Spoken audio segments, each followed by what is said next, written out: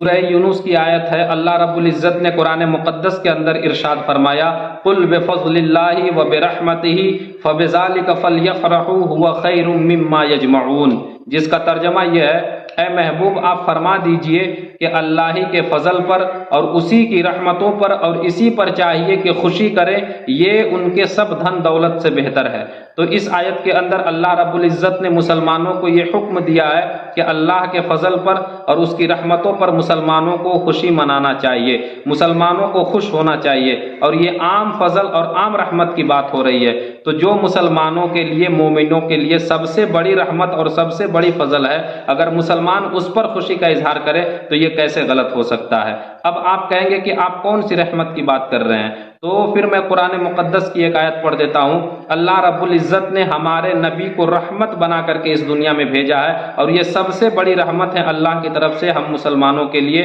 بلکہ ہم تمام انسانوں کے لیے، ساری کائنات کے لیے۔ اللہ تعالیٰ نے قرآن مقدس میں ارشاد فرمایا، وَمَا أَرْسَلْنَاكَ إِلَّا رَحْمَةً لِّلْعَالَمِينَ، اے محبوب ہم نے آپ کو ساری جہان کے لیے رحمت بنا کر بھیجا ہے۔ تو اللہ کی رحمت پر تو خوشی کا اظہار کرنا قرآن سے ثابت ہے، اور ہمارے نبی اللہ رب العزت کی طرف سے رحمت بنا کر ساری کائنات کے لیے بھیجے گئے ہیں۔ تو اگر کوئی یہ کہتا ہے کہ اللہ کی رحمت پہ خوش نہیں ہونا چاہیے یا نبی کی آمد پہ خوشی نہیں منانا چاہیے، تو وہ ہماری یا آپ کی مخالفت نہیں کر رہا ہے، بلکہ وہ تو اللہ رب العزت کے قرآن کی مخالفت کر رہا ہے، اور قرآن کی مخالفت کرنے والوں کا انجام کیا ہوا یا ان کا انجام کیا ہونا چاہیے وہ آپ خود ہی اس کا اندازہ لگا سکتے ہیں۔ میرے نبی صلی اللہ علیہ وآلہ وسلم کی ماں حضرت سیدہ آمنہ رضی اللہ تعالی عنہا بیان فرماتی ہیں کہ جب میرے بیٹے محمد کی ولادت ہوئی تو آسمان کے ستارے جھکتے جھکتے میرے آنگن کے اتنے قریب آ گئے کہ مجھے محسوس ہونے لگا کہ یہ ستارے میرے آنگن میں گر پڑیں گے،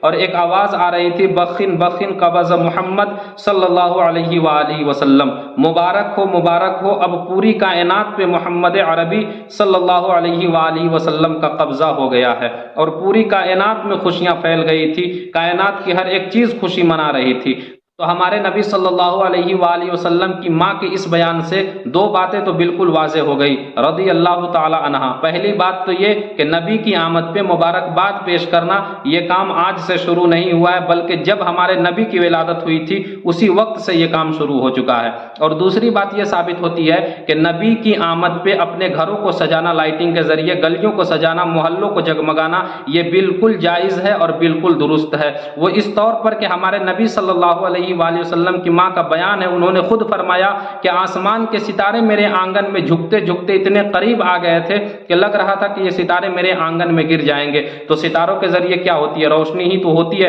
ستاروں کے ذریعے اجالے ہی تو پھیلتے ہیں، اور ستاروں کا مالک اللہ رب العزت ہے۔ تو گویا اللہ تعالیٰ نے اپنے محبوب کی آمد پہ روشنی کا انتظام خود فرمایا ہے، تو وہ اللہ کی شان تھی، اس نے اپنی شان کے مطابق اپنے محبوب کی آمد پہ روشنی کا انتظام کیا۔ اور ہماری طاقت یہی ہے کہ ہم دنیا کے لائٹ سے اپنے گھروں کو جگمگا سکتے ہیں، اپنی گلیوں اپنے محلوں کو جگمگا سکتے ہیں، تو ہم لائٹنگ کا بھی انتظام کریں گے۔ اور کوئی اگر یہ غلط ثابت کرنا چاہے یا اس کو کوئی غلط کہے تو یہ ہمیں غلط نہیں کہہ رہا ہے، بلکہ ہمارے نبی صلی اللہ علیہ وآلہ وسلم کی ماں کے اس بیان کو غلط کہہ رہا ہے۔ اسی کو تو بریلی کے امام نے کہا تھا کہ صبح طیبہ میں ہوئی بڑھتا ہے باڑا نور کا، صدقہ لینے نور کا آیا ہے تارا نور کا، اور تیری نسل پاک میں ہے بچہ بچہ نور کا، تو ہے عین نور تیرا سب گھرانہ نور کا۔ اب آئیں بات کر لیتے ہیں جانوروں کی، کیونکہ ہمارے نبی کی آمد پہ صرف انسانوں نے خوشیاں نہیں منائی بلکہ جانوروں نے بھی خوشیاں منائی ہے۔ ایک کتاب ہے جس کا نام ہے انسان العیون فی سیرت الامین المامون۔ اس کتاب کو لکھنے والے علامہ علی ابن برہان الدین حلبی